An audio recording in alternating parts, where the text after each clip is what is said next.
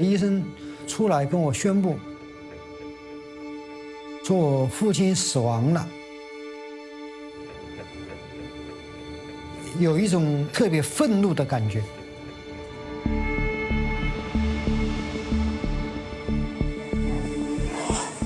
很多人丢掉了宝贵的生命，为什么这样？是谁导致这个人间的这个大灾难的？1 year ago, the Chinese government announced a lockdown in the city of Wuhan. Stay calm. The virus is crazy. We do want to be crazy. Calm down. But for at least 54 days before that, the virus had been spreading throughout China. I have no doubt that the scientists and doctors who are on the front lines knew exactly what they were dealing with. To this day, the Chinese government insists that in the fight against COVID-19, it has acted with openness, transparency, and responsibility, and in a timely manner. You can't blame China for coronavirus. China is a victim, not a source of this problem. Over the past year, we've been interviewing doctors, scientists, experts, and public health officials involved in the response, and their accounts paint a different picture. Every day, we would go back and we would ask for more information. Everyone knew it was human-to-human transmission. Even a fool would know. It's a perfect storm of multiple failures happening at the same time. With leaked documents, there's been no evidence human transmission is not good enough. And secret recordings. We need to see the data. This is the story of what the Chinese government knew. The first instinct of the authorities is always to cover up. My guess is that the order to not do anything unusual came from the very top. And what they told the world. Authorities have reported 27 cases. By the time we knew that it was transmissible human to human, the cat really was out of the bag. That was the shot we had, and we lost it.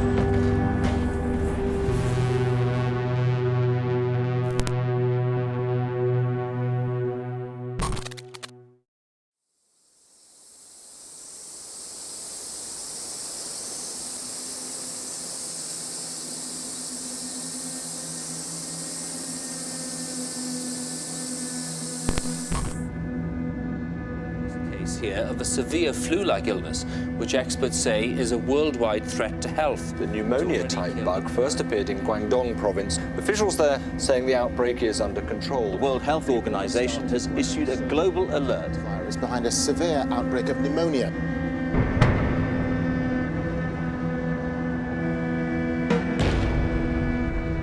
The roots of China's response to COVID-19 go back almost 20 years to another deadly outbreak.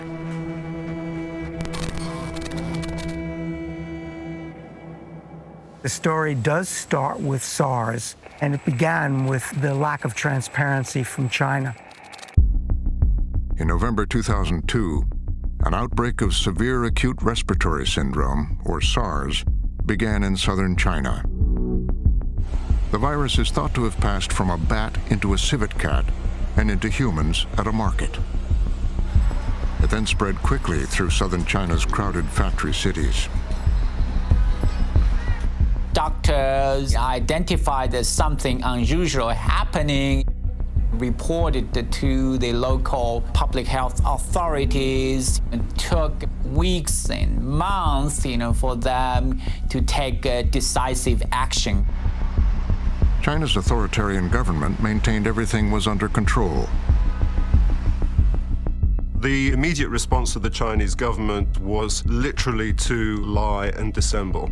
And that caused total confusion for the rest of the world as this epidemic began to ignite. 5 months into the outbreak, a Beijing doctor exposed what was really happening. He revealed there were many more cases than the government was letting on. The central government in Beijing now admitted the scope of the problem. SARS has come to North America. 1,000 people have been quarantined in Hong Kong. 2 dead in Canada and 6 cases in Europe. By this time, SARS had spread around the world. It would ultimately cause almost 800 deaths.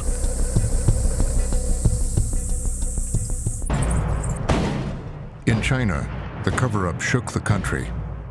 Chinese people became very concerned, but also angry that the government is not telling them the truth.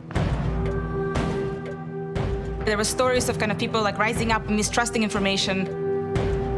The damage to reputation of the party states domestically and internationally was very heavy. It was felt. SARS was deadly, but its ability to spread was limited. Within 8 months, the outbreak was contained. It was widely seen that the delay by China in reporting and actually responding was absolutely the reason why we weren't able to nip it in the bud. And so the narrative in the global health world was China did learn a lesson. They would be better next time, and that they would be much more responsive and transparent.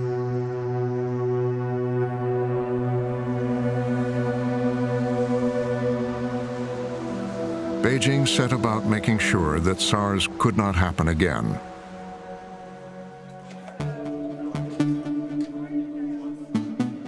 The following year, it began creating what it has claimed is the largest online infectious diseases reporting system in the world, run from the Center for Disease Control, China's CDC. I helped them develop the national CDC. The CDC that I first visited was in disrepair. That's completely changed. And what they did was they created these various programs. It was 100 talents, 1,000 talents, so that people who had been trained in other parts of the world were recruited back to China to contribute to the establishment of new infrastructure for infectious disease surveillance. One of those recruits was George Gao, a virologist at Oxford University.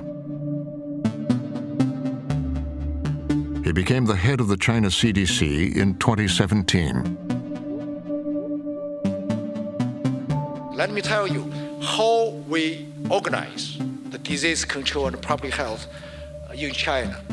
Surveillance. We have the general centralized data center. It's in China CDC. I will know within hours whether or not we have an outbreak, even in a small village. By 2019, Gao was promising that the country's new online surveillance system would be able to prevent another outbreak like SARS. So they were indeed confident, right, that they had the capacity to handle well a major disease outbreak. Should it happen, right, that they would be able to nip the crisis in the bud.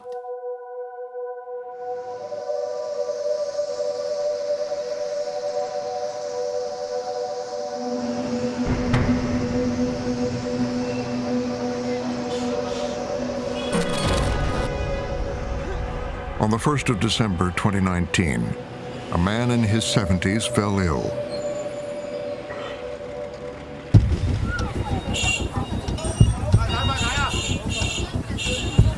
He was admitted to a hospital in Wuhan, a vast industrial city and the transport hub of central China.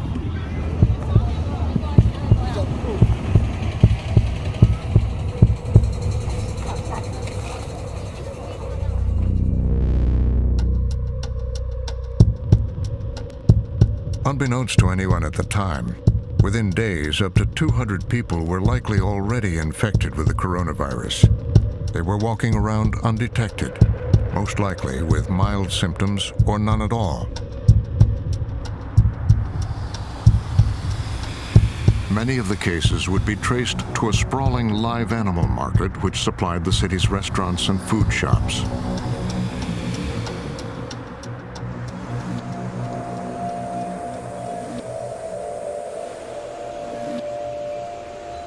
colleagues at the Wuhan CDC, the Wuhan Center for Disease Control, 2014, took me there really to say, look at this place. This is the kind of place where emerging microbes may appear. And I took lots of photographs because they are quite jarring. There were snakes, cats, raccoon dog, and they were sometimes in individual cages on the floor and sometimes stacked on top of each other. After SARS, Beijing had passed a law requiring markets to maintain sanitary standards, but it was widely ignored. People will kill animals in front of you. There's feces, guts, blood, organs lying around with wild birds coming down and feeding on it. You've got thousands of people congregating. It's a really good place for a virus to spread from one person to another and get out into the community. It's not known whether the market was where the virus first made the leap from animals to humans.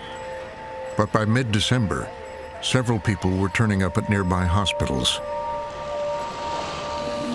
Doctors noticed a pattern: strange white spots in patients' lung scans. Doctors put 2 and 2 together that if you're in a hospital and you see one pneumonia patient, or even 2, you may not think anything untoward's happening. But the fact that they were seeing in different locations meant that that cluster meant there was an infectious agent going around.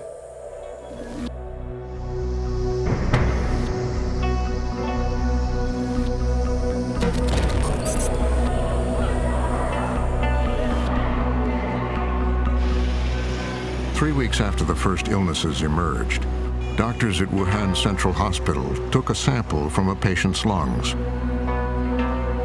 They sent it to Vision Medicals, a private company more than 500 miles away.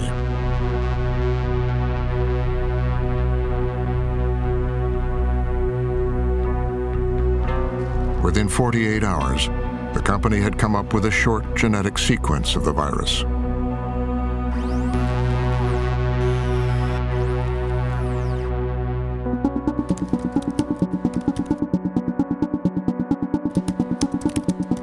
A technician at the lab later posted an online account of what happened next. Virologist Wang Linfa read the post before it was removed from the internet. The report back on December 26 is to say, oh my God, these patients' samples contain genetic sequence most related to bat coronavirus. The technician then privately told his boss about the coronavirus over the messaging app WeChat.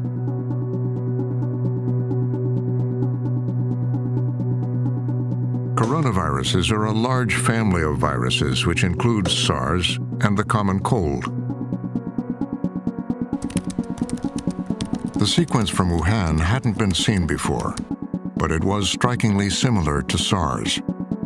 The person who operated that machine and did the analysis basically sent a red light flash to the boss of the company. And the boss says, this is serious. Don't send the report out until you're 100% sure. And a few hours later, basically says, I'm 100% sure. This is real.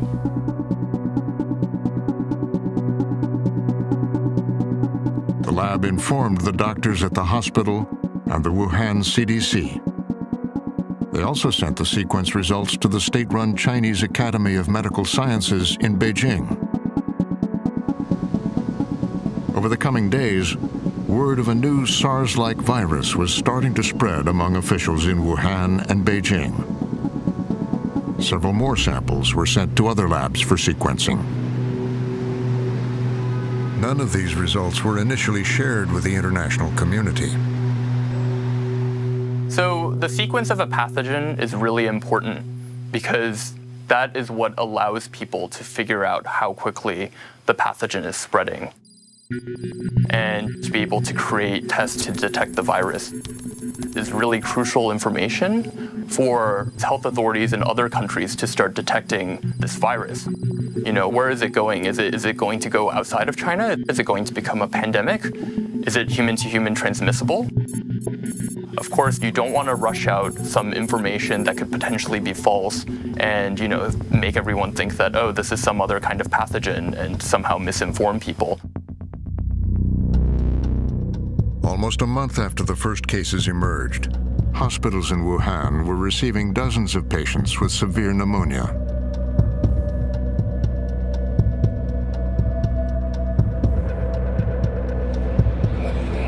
Wuhan's 11 million people were still going about their lives as normal, unwittingly spreading the virus around the city and to the rest of China.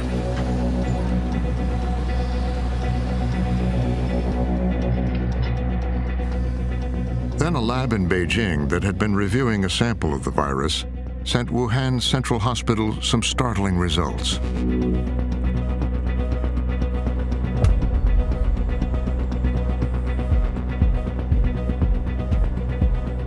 This lab had gotten a different result from the previous one. Rather than a virus similar to SARS, they said it was SARS itself. It would turn out the lab had made a mistake, but the results quickly started circulating among doctors at Wuhan Central Hospital. This was the first time that the information about the possibility of this virus was shared. This was the first time there was documentation, there was evidence that something is really happening, and that's being shared publicly. WeChat groups are like little discussion circles. It could be hundreds of people in one group. And it's very, very easy for information to spread, and it spreads like fire. At around 5:30 p.m., it reached Li Wenliang, an eye doctor. He forwarded it on with a warning. Don't circulate this information outside the group. Tell your family and loved ones to take precautions. He was talking to a group of fellow doctors from his university when he brought up the problem. He wasn't trying to go public. And in the ordinary course of events, it would have been like a little black mark on a record somewhere. Instead, he ended up at this kind of crux of history. His message went viral.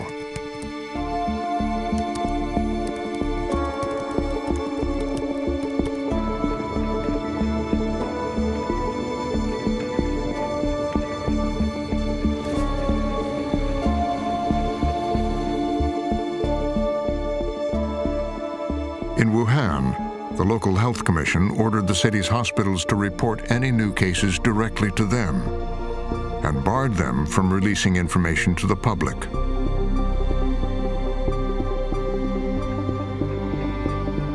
Within 12 minutes, the orders were leaked. They too were widely shared on the internet. News of an outbreak had escaped.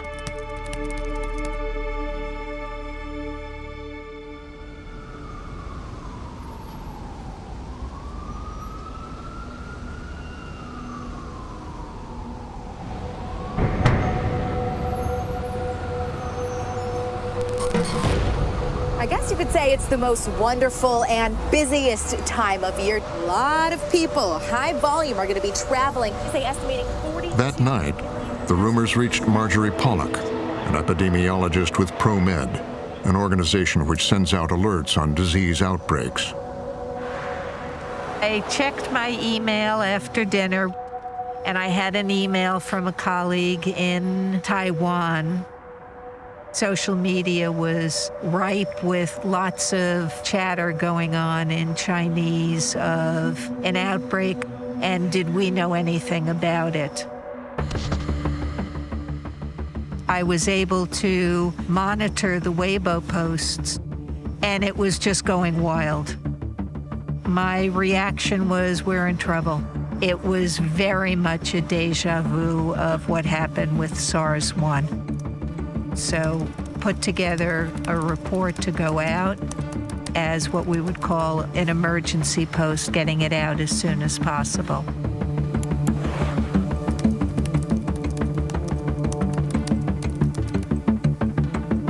It went out to around 80,000 subscribers worldwide.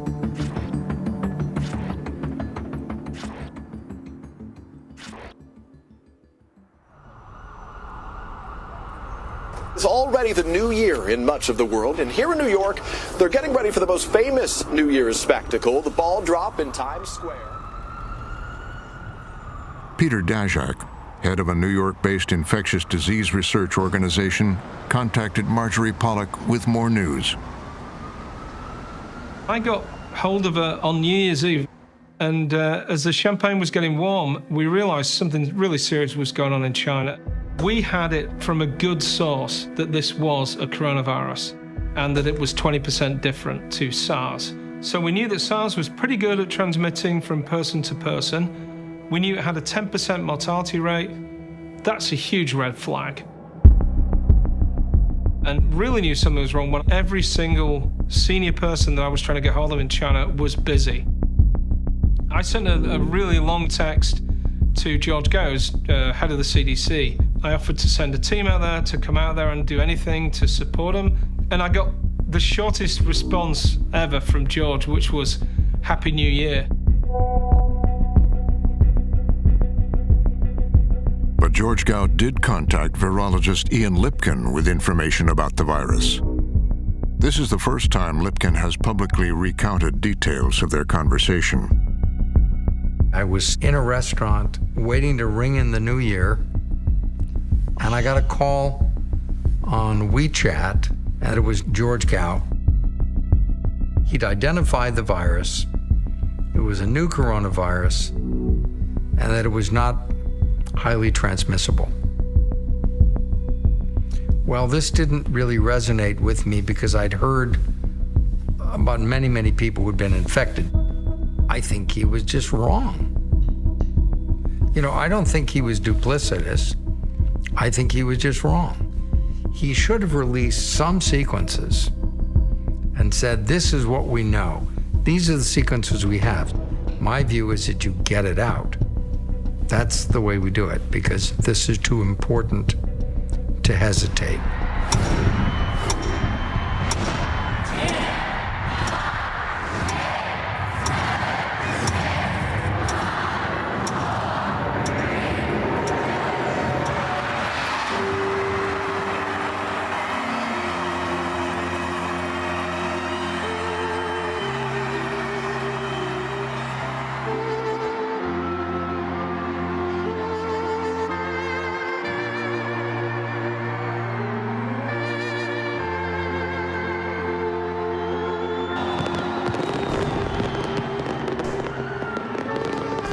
George Gao did not respond to our interview requests. He has told Chinese state media that the sequences were released as quickly as possible and that he never told the public there was no human-to-human transmission.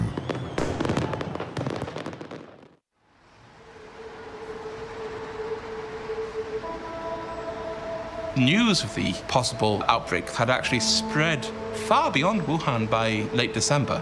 And that suddenly there was this increasing kind of pressure because the outside world was looking. But that's a dual-edged sword in China, because on the one hand, the outside world looking can create pressure to act. The outside world looking can also create pressure to cover up.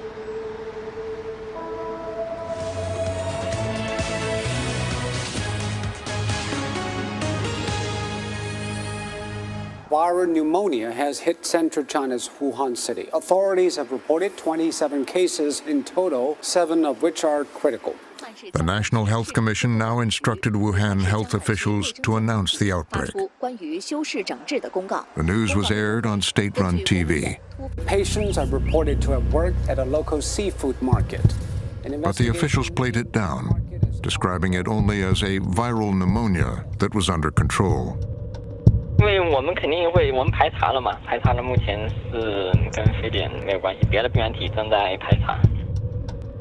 reassured the public that there was no evidence of human-to-human transmission and closed the market where they maintained many cases had originated.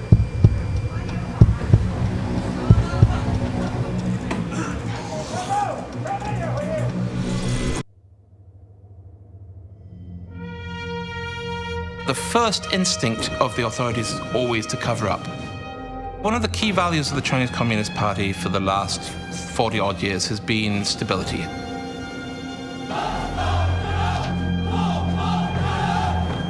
The avoidance of what they see as chaos, the dangers of revolution, overthrow. But Party is also very concerned about the idea that whole populations might freak out. And that might result in mass shortages or people being crushed to death trying to flee somewhere. That urge to control, that belief that the public can't be trusted, is also very kind of ingrained. The definition of stability keeps getting escalated as the ability of the Chinese government to monitor absolutely everything improves. Even some of the thoughts and speeches of Chinese citizens, they are now seen as signs of instability. Increasingly, even in WeChat, which is a private platform, that kind of so-called deviant speech would be punished with administrative detention or suspension of accounts. 武汉市公安局官方微博发布消息称，关于当前武汉市肺炎疫情。 On January 1st, the Wuhan police dealt with the doctors who'd spread the news of an outbreak. On state TV, they were labeled rumor mongers and internet users.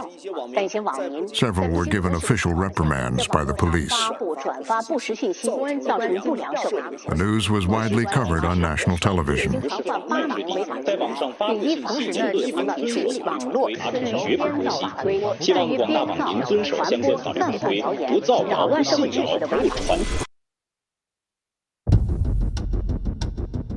The eye doctor Li Wenliang, whose post had gone viral, was called to a police station where he signed a confession.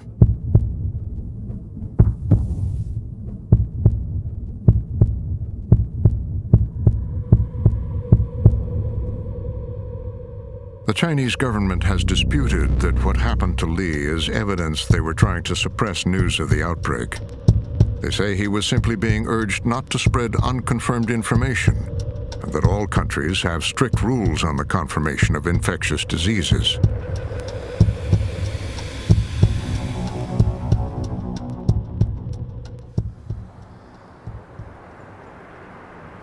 But the clampdown extended beyond doctors.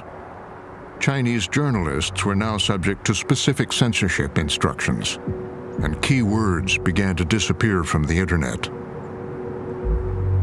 When I first started seeing the reports on December 31st, doctors from inside were describing it as SARS. And so, I started searching Wuhan SARS to see what the discussion was online. And I couldn't find anything.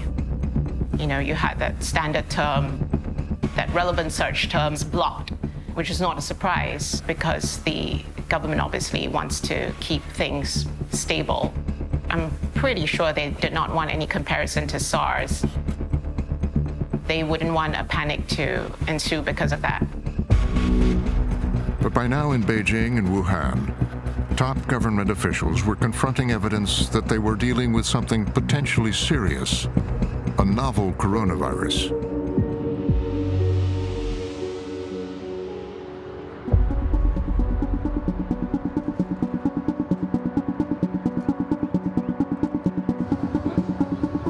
So let me tell you what international law requires.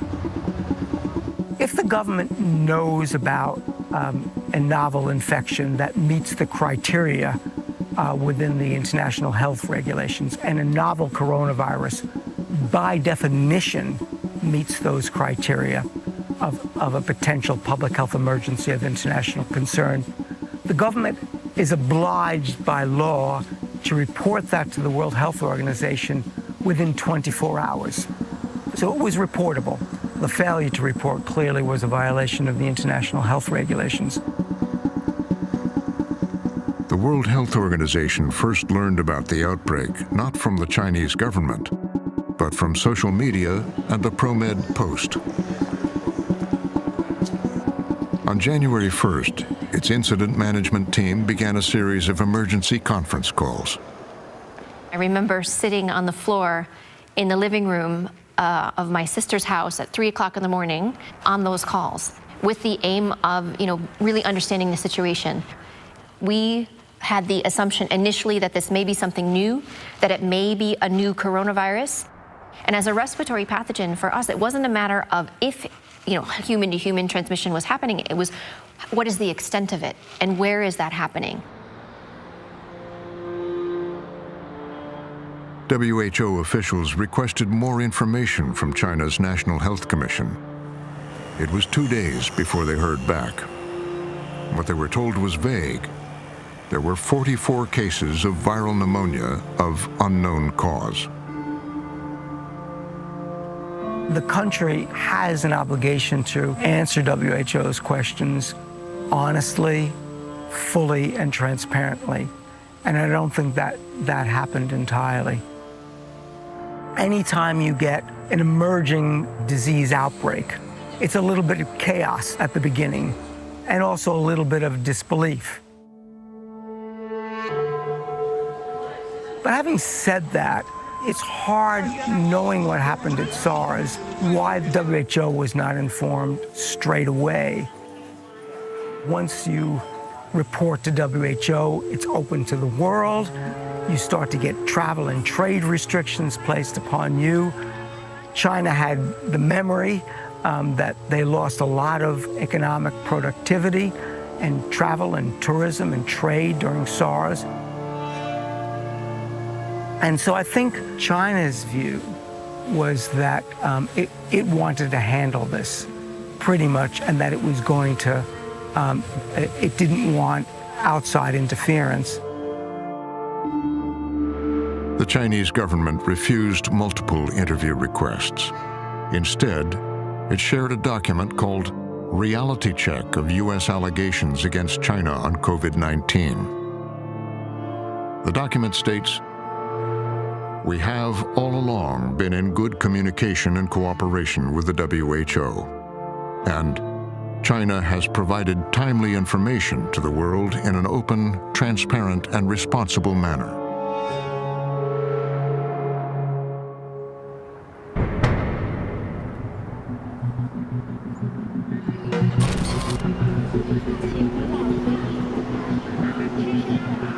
The National Health Commission now had a team of scientists and officials on the ground in Wuhan, investigating the outbreak. And labs across the country were secretly racing to map the complete genetic sequence of the new virus. One of those labs was run by a renowned virologist in Shanghai, Professor Zhang Yongzhen. Professor Zhang, he's a very friendly, passionate, extraordinarily hard-working scientist. I've been working with him since 2012, and we essentially used genomic technology to try to understand virus evolution and diversity. Just how many viruses are there? How big is the total universe of viruses, the virosphere? Virologist Eddie Holmes and Professor Zhang were in the middle of a long-term project on respiratory diseases at Wuhan Central Hospital when the outbreak began.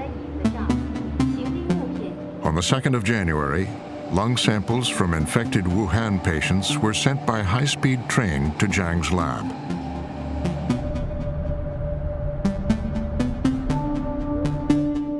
At around 2 a.m. on the 5th of January, a breakthrough. Zhang had obtained the full genetic sequence of the virus. I was driving to breakfast, and he called me on the car phone. His team had worked very hard, and so he was very proud, obviously, of the work they put in. On that very day, he was working to try and get information released as soon as possible, so the rest of the world could see what it was, and so that we could get diagnostics going. It was important confirmation that the virus was very similar to SARS and therefore likely transmissible between humans. Zhang's office immediately wrote to the National Health Commission, advising preventative measures in public places. Zhang and Holmes wanted to make the sequence public right away, but they couldn't. There was an official memorandum that had gone through saying that we were not allowed to do this, and so he was put in quite a difficult position. 2 days earlier, the National Health Commission had sent out secret instructions to laboratories, forbidding them from publishing their results without authorization and requiring them to destroy or hand over their samples. The Health Commission's orders were later leaked. 4 other Chinese labs also obtained the full genetic sequence of the virus. They too were forced to sit on their findings.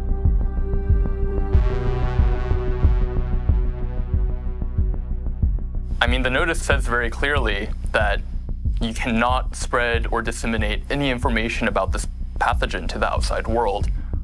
And what that effectively did was it silenced individual scientists and laboratories from talking about this outbreak, from revealing information about this virus, and potentially allowing word of it to leak out to the outside world and alarm people.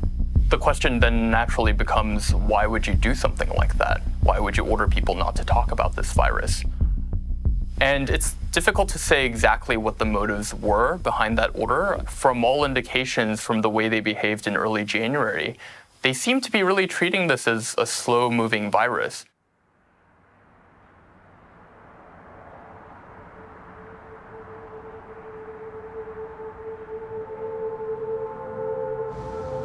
Doctors were now dealing with more and more people turning up sick in Wuhan's hospitals.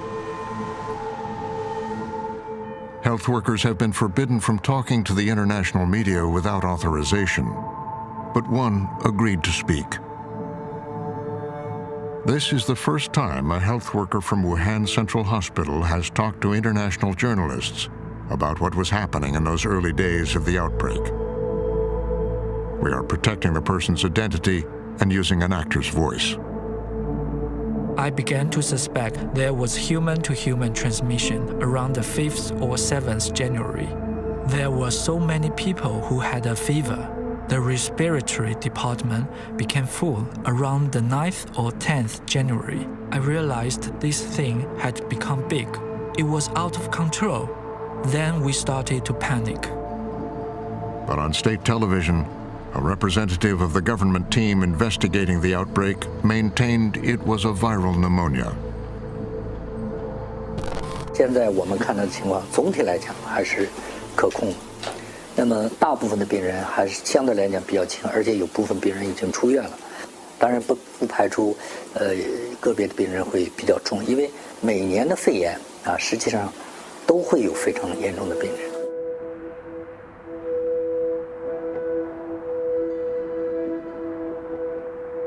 Everyone knew it was human-to-human transmission. Even a fool would know. So why say there is no human transmission? This made us very confused, and very angry. The hospital told us that we were not allowed to speak to anyone. They wouldn't even let us wear masks. They said they were afraid of causing panic. I thought the leaders were stupid. Around Wuhan, doctors and nurses began getting sick, a sign of human-to-human transmission. Some health workers later told Chinese media they tried voicing concerns to the authorities, but local and provincial officials ignored them.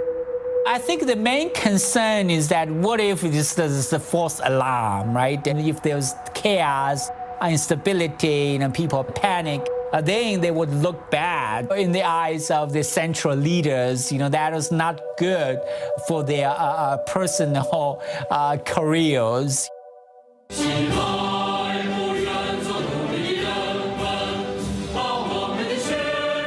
On January 6th, city and provincial officials began 12 days of annual political meetings in Wuhan.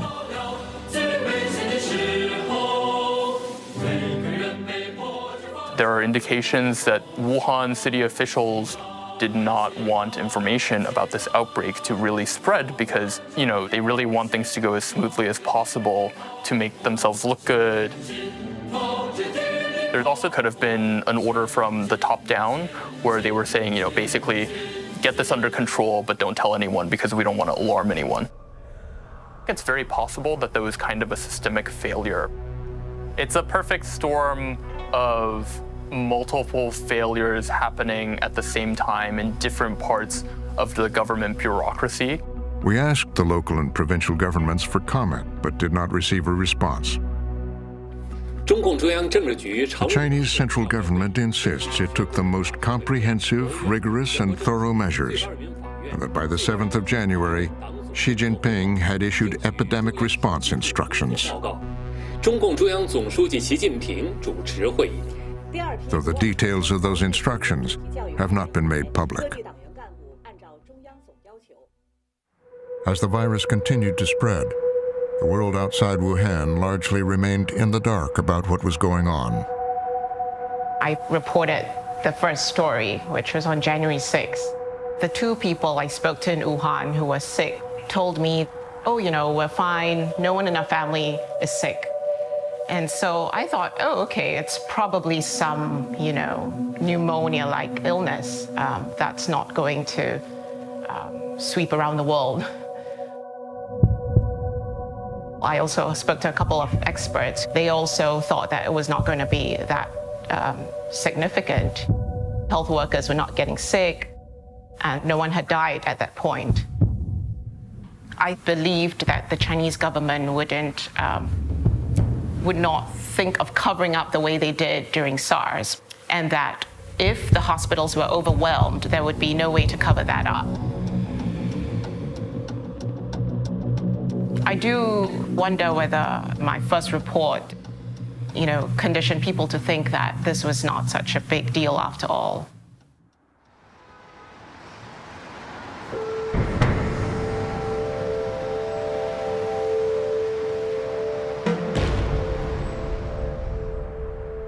我不知道武汉存在这个新冠疫情。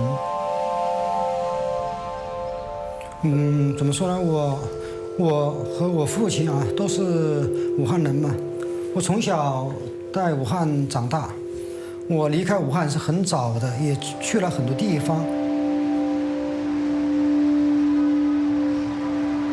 Across China, most people were unaware of what was happening in Wuhan. Zhang Hai was making plans to take his 76-year-old father, Zhang Lifa, back to the city. 我父亲摔了一跤，医生是说要去院做手术。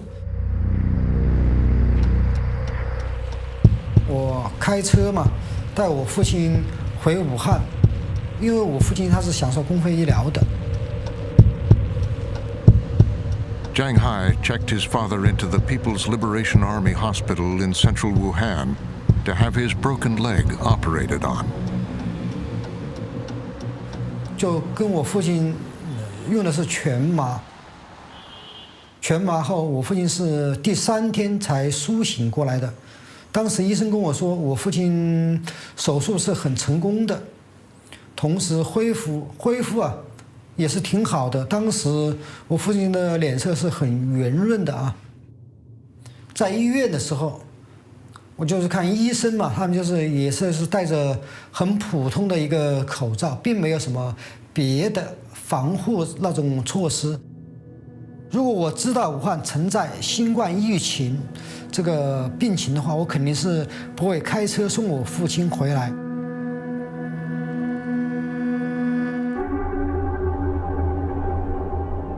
By January 8th, it's estimated more than 6,000 people had been infected by the virus. The Chinese New Year was just over 2 weeks away. 15 million people were expected to travel out of Wuhan alone during the holiday. One of their top destinations abroad was Thailand.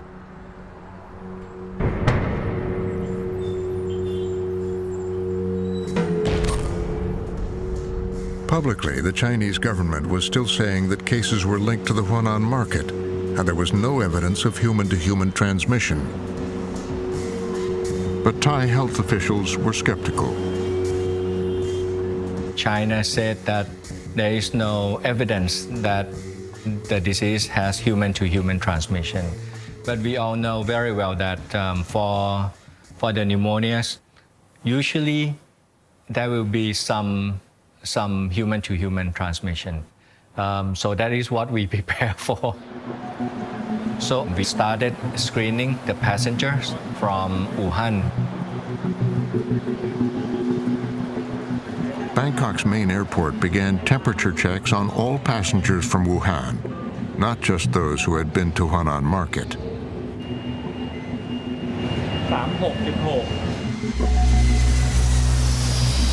On January 8th, a 61-year-old woman from Wuhan arrived for a tour of Thailand.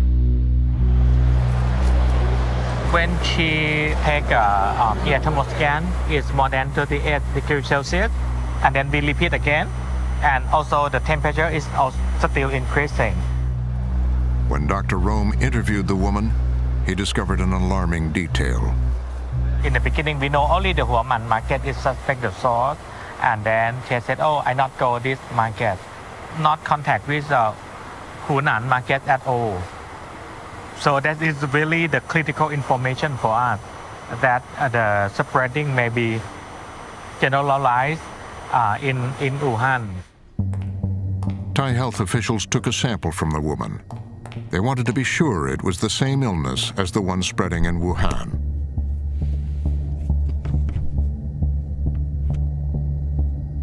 The sample was sent to an expert on coronaviruses. Dr. Lom asked my lab to identify the disease of the unknown pneumonia. So this is our huge responsibility. She quickly identified 4 short genetic sequences, but it wasn't quite enough. All the 4 sequences were matched to bad SARS-like coronavirus. But I could not say that this is the cause of the disease. And at that time, we are waiting for the whole genome sequence from China to confirm.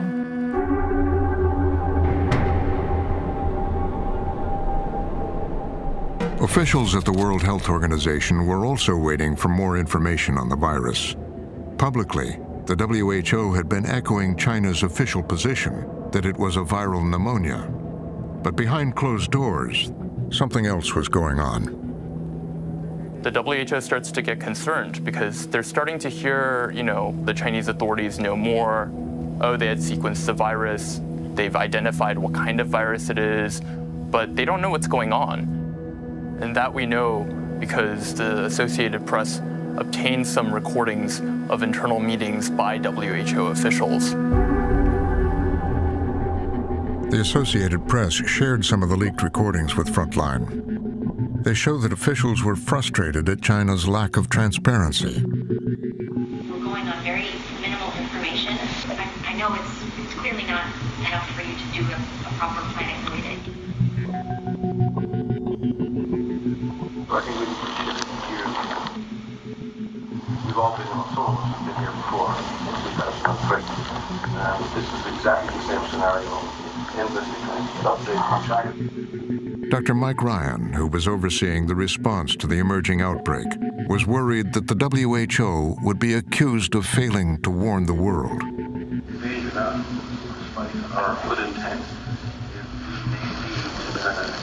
especially if something happens, there will be a lot of finger pointing.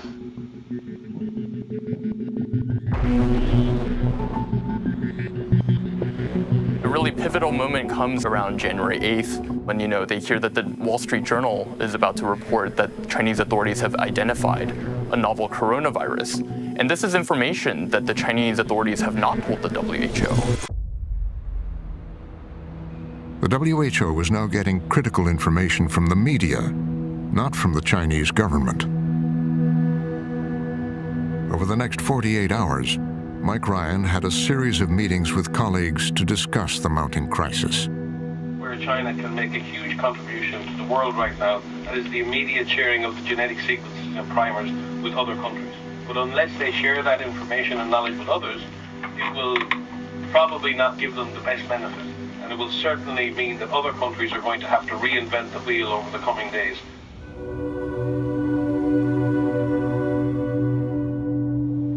There's been no evidence human transmission is not good enough. We need to see the data. We need to be able to determine for ourselves the geographic distribution, the timeline, the epi curve, and all of that. It's absolutely important at this point. Those concerns are not something they ever aired publicly. And instead, they basically deferred to China. They said, oh, China says that there's this number of cases. The next day, a WHO representative went on Chinese state television. It appears that the cases have stopped, new cases have stopped after the market was temporarily closed. And we can see that there is no clear evidence of sustained human-to-human transmission. The sheer speed of the response in China, the quality of the closure of the hospital, the market, the extremely rapid investigation shows the increase in capacity that China has acquired. The WHO never publicly accused China of hiding information or breaking any of the international health regulations. We asked them why they didn't take a tougher public line.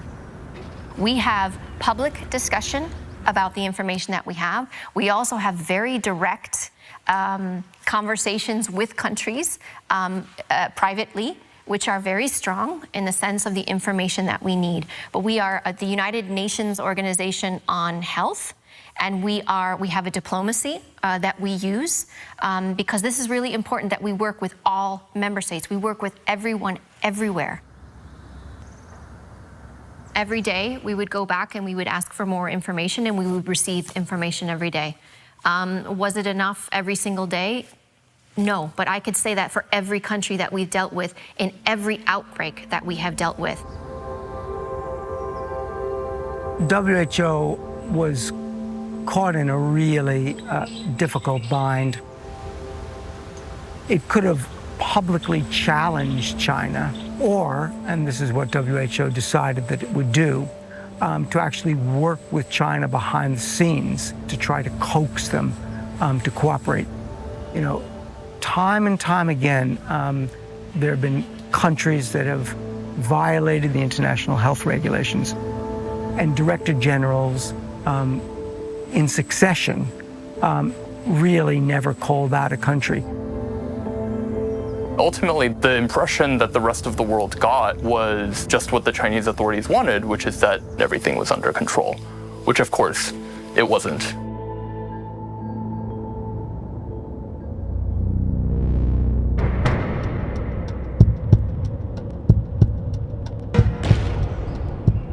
Six days had passed since Shanghai virologist Zhang Yongzhen had obtained the full genetic sequence of the virus. By now, Chinese state media had announced it was a novel coronavirus. But Zhang was still prohibited from publishing his data. Once the Chinese authorities confirmed it was a coronavirus, at that point, it seemed absolutely ridiculous that we couldn't release the data. It was untenable that we were sitting on this information and not letting it go out. It just seemed wrong. He was very stressed because he was under great pressure. He's a Chinese citizen, and he's a very proud Chinese citizen. He doesn't want to do things that he thinks will be wrong for his country. On the Australian morning of January 11th, Zhang and I were talking on telephone, and he was on a plane flying between Beijing and Shanghai. I said that we need to release it. It's now or never. We have to do this. And he said, okay. So he sends me this email with a file of the sequencing. And I contact a colleague in Edinburgh, Professor Andrew Rambo, and he established a website called Virological, which is used for rapid dissemination of data. It's like 1 o'clock in the morning in the UK, and we need to write like some text saying what it is and where it comes from. My hands were I remember I was sort of shaking as I was pressing the button. I could almost hear the hands of the clock ticking. So then we posted it on Virological, And I put a tweet out saying, here's the first genome sequence. So that bit was done extremely quickly. I just felt the weight of pressure just to get this out there.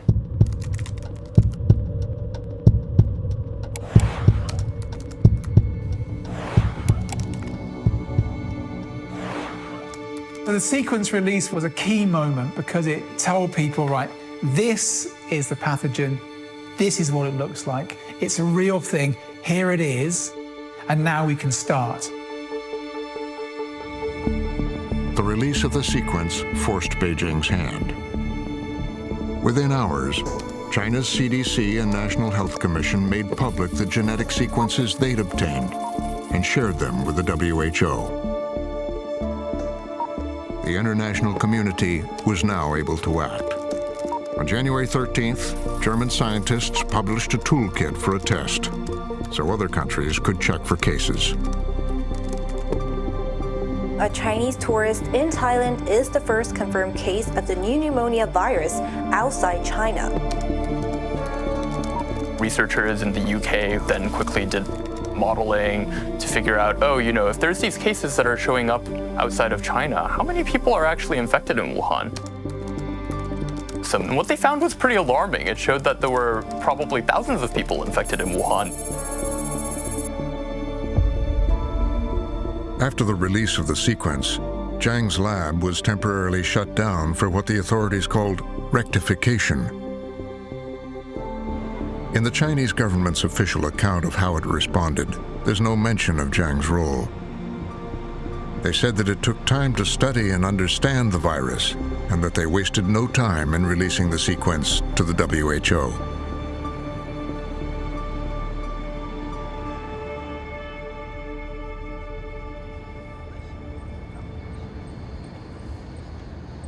Wuhan's hospitals were now treating hundreds of patients with respiratory symptoms. The health worker at Wuhan Central told us the emergency room was filling up.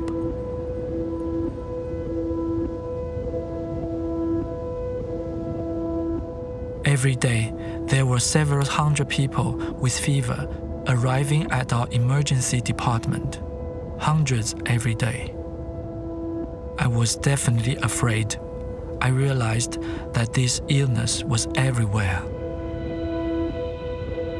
Patients were starting to die. Around me, one by one, my colleagues were becoming infected.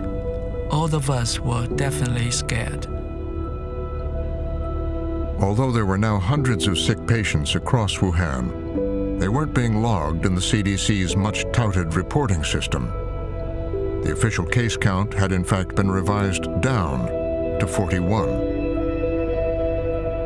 According to leaked documents from the City Health Commission and Wuhan Central Hospital, local and provincial authorities were suppressing the numbers. They were only counting cases linked directly to the Huanan market. And only they, not the doctors, were authorized to confirm cases. At the level of the hospital, we could not confirm a diagnosis. And I don't know what level could actually confirm the diagnosis. So to say there were 41 confirmed cases, I don't think is incorrect. But if you are talking about suspected cases, I guess that at that time there were already hundreds and hundreds.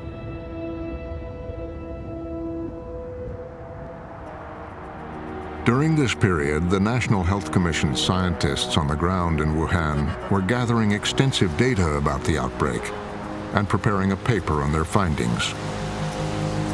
At the very beginning of January, the central government had dispatched a team of leading infectious disease experts from the Peking University School of Medicine, that's kind of like the Harvard Medical School of China, as well as from other leading universities.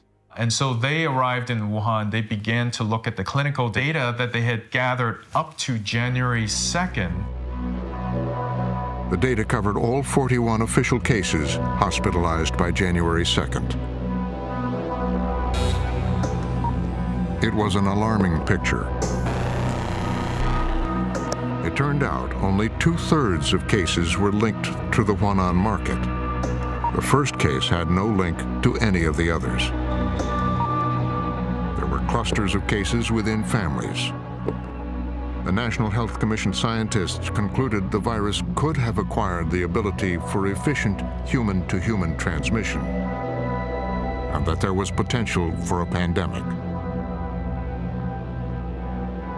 They had been working on this paper since early January, and so they would have submitted an internal version of the paper to a senior official in China. The Chinese government did not answer our questions about whether anyone had signed off on the paper, but the scientists it had appointed ended up sending a draft to the prestigious Lancet Medical Journal in London. When I read through that paper, I had nothing but fear, because the severity of the disease was shocking.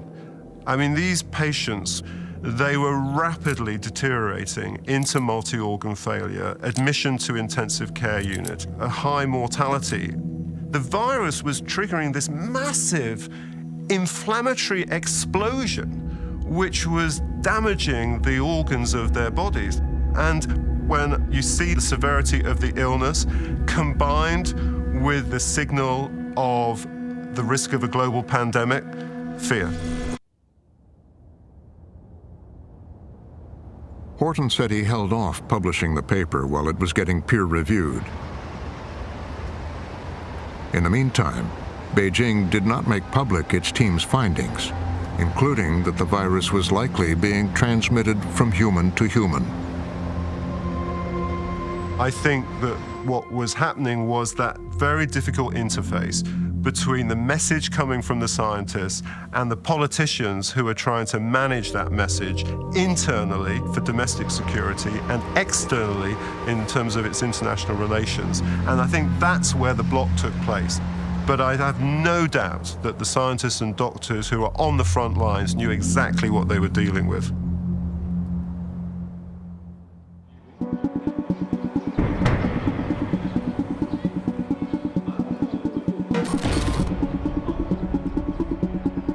In Beijing, the government secretly started to ramp up its response. Xi Jinping issued new instructions on the outbreak. They were passed down to the country's local and provincial health departments.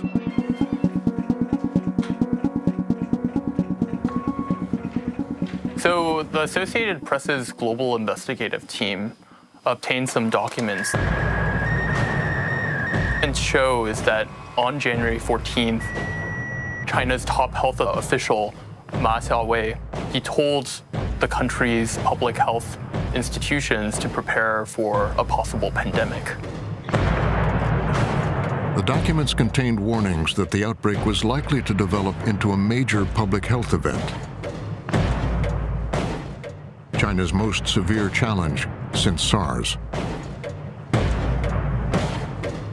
They were saying things like, clustered cases means that human-to-human transmission is possible. They were saying things like, because of upcoming travel for China's biggest holiday of the year, the Spring Festival, means that this virus could be spreading widely. At train stations and airports around Wuhan, temperature checks began appearing. Hospitals across the country were told to start preparing. The government did not announce these new emergency measures to the public. But it did authorize state media to say that limited human-to-human transmission could not be ruled out. 新型冠状病毒感染的肺炎疫情，今天凌晨，武汉发布最新消息。现有调查结果表明，尚未发现明确的人传人证据，不能排除有限人传人的可能，但持续人传人的风险较低。那么，作为公众来讲呢，更重要的是做好我们个人的防护。那么，去医院这些场所戴口罩，注意手的卫生，注意通风。那么，减少我们到人群聚集的场所。 These documents reveal that central authorities were very alarmed about this virus by January 14th. But in public, again, they weren't really raising the alarm. They say things like, in the run-up to the 2 big meetings that China has every year, political meetings, we have to maintain social stability. There's a big emphasis on that. And that really points to the authorities not wanting to freak people out for political reasons.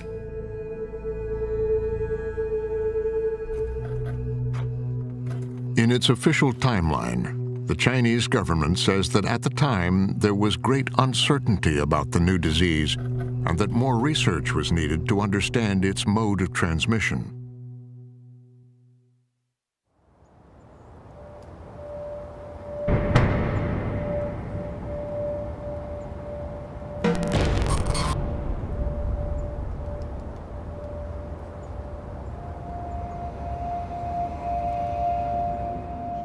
The WHO called its first press conference on the outbreak. So good morning, colleagues. Thank you for the opportunity to be here today with you. So just to provide a little bit of background about what coronaviruses are and Publicly, what we are trying the WHO had been sticking to the official Chinese line that there was no clear evidence of human-to-human transmission. But in front of the media, the agency's coronavirus expert appeared to contradict that. So far with the current virus, we have limited human-to-human transmission, but what we are preparing for is the possibility that there will be, there could be. That was my first press conference I've ever done. I presented the situation as I understood it and as we understood it from the data and as it relates to the guidance that we want to put out. And so when you have a respiratory pathogen, of course there would be human-to-human transmission. It's just where is that happening and what is the extent? News spread fast that the WHO had confirmed human-to-human transmission. The first report came up from Reuters. They sent out a news alert that the WHO said that there was limited human-to-human transmission. So I quickly sent an email to Geneva saying, can you confirm this? And started writing the story, that the WHO had identified this as a virus that can spread easily among humans. And then they said, they sent me an email and to say, it was a misunderstanding. The preliminary investigations conducted by the authorities have found no clear evidence of human-to-human transmission. There has been no evidence of limited human-to-human transmission. In a statement, a WHO spokesman told us they never intended to suggest that there was definitely human-to-human transmission happening. Despite the mounting evidence, the spokesman said WHO scientists were not on the ground, so couldn't make that determination officially. We rely on the information that is provided to us. There's always more information that we need, always. Things were happening very, very quickly. And we were utilizing the information that we have, and we always go back to the countries to gather more information, and China was no different. I do appreciate that it's early on in the pandemic, and there's this, there's what we call the fog of war. People are trying to understand what's happening, and you don't want to put out information before you don't really know what's happening. But it made a lot of us think, me included, that, this wasn't such a big deal after all. So I just left it at that and scrapped the story.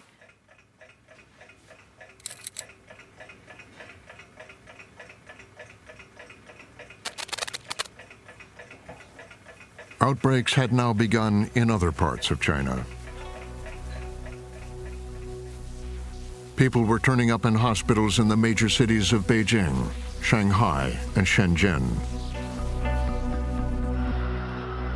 Chinese New Year was approaching, and the country was on the move.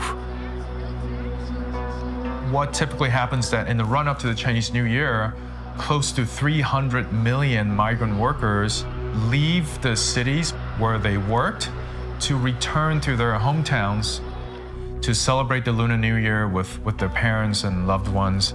The Chinese government had already issued its internal warnings to health officials about a possible pandemic, but they did not order a lockdown. We don't know why there was this delay. I think the Chinese government was coming up with a plan of how to deal with the pandemic. My favorite speculation, I guess, is that they made the decisions to hide the news. so that the Spring Festival migration can proceed without any hiccups, without any panics. There's actually a very decent public health reason. If they had announced a lockdown, that would have meant that hundreds of millions of migrant workers would have been trapped in the major cities, which would have great implications for both public health but also for stability. In Wuhan, life continued as normal. There was a college careers event, performances, and a mass banquet attended by thousands. 祝大家鼠年吉祥，鼠年好运。 It was unnecessary. You know, the Wuhan government could have canceled the banquet. Reporters talked to community workers, and they were afraid. And they tried to convince district-level officials to cancel the banquet, but the district-level officials would not do it. They refused to do it. My guess is that the order to not do anything unusual came from the very top, you know, some very senior level officials in Beijing. On January 19th, the head of the Wuhan CDC was still reassuring the public. 我们已知患者的临床表现呢，一般以轻症为主。我们可以初步印象，那么此次新型冠状病毒的传染力不强，疫情可防可控。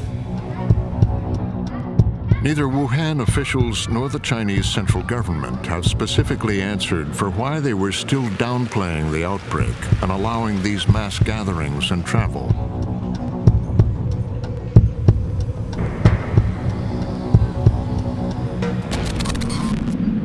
By January 20th, it's estimated that more than 80,000 people in the country were infected.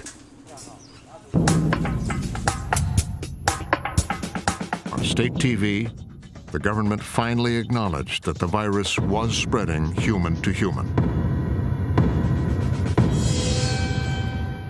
The news was delivered by the revered 83-year-old doctor, Zhong Nanshan. 针对人传人，现在的这个判断是什么样的？过去曾经是有风险或者是什么，现在是目前的这个资料表示呢，它是肯定的有人传人，所以呢，这个现在可以这么说，是肯定的有人传人的现象。Zhong Nanshan is very respected. To have him go on CCTV to disclose this, to be the first person in China to say that this is what was going on, was jaw-dropping. And that was when cases started to skyrocket in Wuhan, and the numbers multiplied tenfold very fast.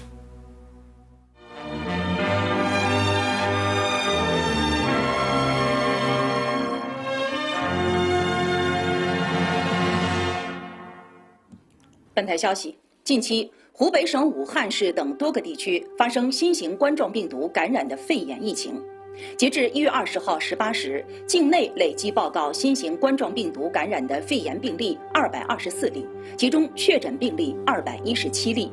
武汉市198例。It was always going to be very difficult to control this virus from day one. But by the time we knew that it was transmissible human to human, I think the cat was out of the bag. It had already spread. That was the shot we had, and we lost it.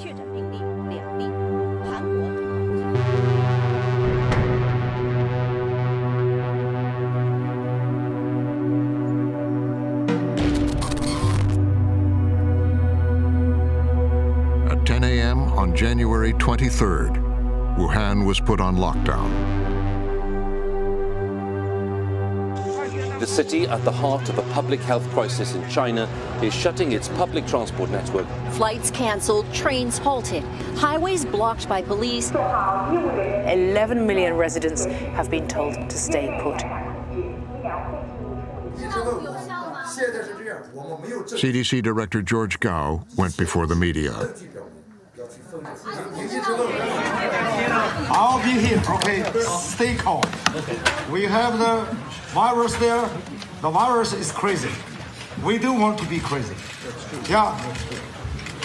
calm down. That's right， 大家不要着急，是吧？病毒已经变得非常疯狂了。大家也问，大家喜欢和 SARS 比？一方面，这个病呢，确确实实现在看来，它和 SARS 比呢，它没有 SARS 那么强，出现了好多轻症。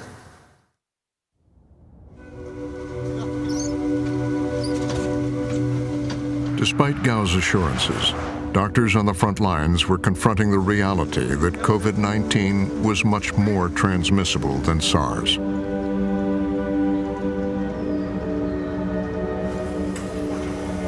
Hospitals were overwhelmed.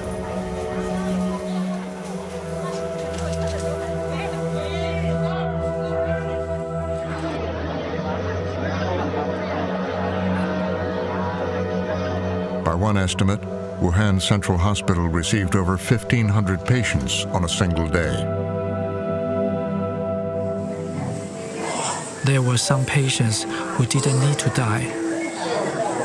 There was nothing we could do. The medical resources were just too tight. It erupted too fast, and then there were just too many people infected. Without ventilators, without specific drugs, even without enough manpower, how were we going to save people? If you are unarmed on the battlefield, how can you kill the enemy? I believe that the true history needs to be remembered. We need to learn the lessons so that this doesn't happen again. At the Army Hospital in Wuhan, Zhang Hai's father, Zhang Lifa, was recovering from his leg operation, but he'd developed a fever. 是阳性，当时我一听阳性，那就是确诊了，就是新冠病毒性肺炎嘛。当时我的心都一凉。那个时候我父亲，他人就是已经陷于昏迷状态了。医生当时就给我建议啊，所以说可以取下那个呼吸机，但是我并没有同意，因为怎么说，我并不死心，我总是希望奇迹可以发生吧。所以说我当时一直守在我父亲的那个床，就是病床前。2月1号的时候，上午的时候啊，我就开车出去了，就是到处找人嘛，去买了个寿衣。医院就跟我打电话，就说让我赶紧到医院去。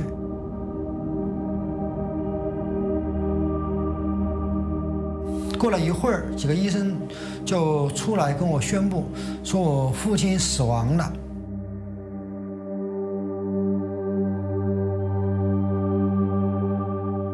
是我自己，简直就是把父亲送回来送死的，所以说我有一种特别内疚的感觉，同时还有一种特别愤怒的感觉。普通的老百姓对政府，他们是一般怎么说？一般都是相信政府的，相信政府的。所以说，既然政府的电视里面都这么说了，啊，可防可控，专家也说不存在人传人，所以说很多普通老百姓就相信政府。如果武汉市地方政府他不瞒报的话，我父亲他不会离开我。因为他的瞒报，所以导致这广大的很多人丢掉了宝贵的生命。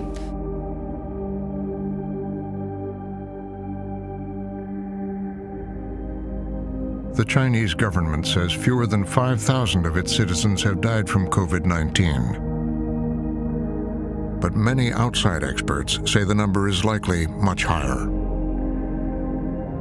Among the dead, eye doctor Li Wenliang, who had first raised the alarm about an outbreak.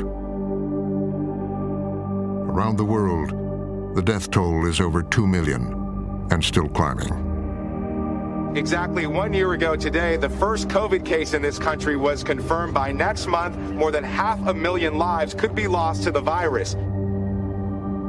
One person now dying every 6 minutes. January 20th is the dividing line. Before that, the Chinese could have done much better. After that, the rest of the world should be really on high alert and do much better. I don't think it's clear right now exactly how history is going to view this pandemic. If the Chinese authorities had acted earlier, would it have made a difference? I think that's the key question. And I don't think there's an answer to that right now. It might have been a case where it was already too late by the time we realized that this virus was spreading. But I think what we can say based on what we know right now, it's clear that there were mistakes that were made, there were clear delays, and many people did suffer the consequences. The Chinese government continues to defend its response to the outbreak. 经过艰苦卓绝努力，付出巨大代价，中国有力扭转了疫情局势，维护了人民生命安全和身体健康。中方始终本着公开、透明、负责任的态度，及时向世卫组织及相关国家通报疫情信息。 If the great coronavirus pandemic of 2020 teaches us anything, it teaches us that we absolutely have to have the kind of, open sharing among scientists and governments about all information. We're all in it together. What we need is early warning and work together, share information, transparency. Now, all of these need a cultural change and need the political landscape to change. And unfortunately, right now, we're going the opposite direction. I mean, COVID-19 is not going to be the last one, right? Everybody knows that.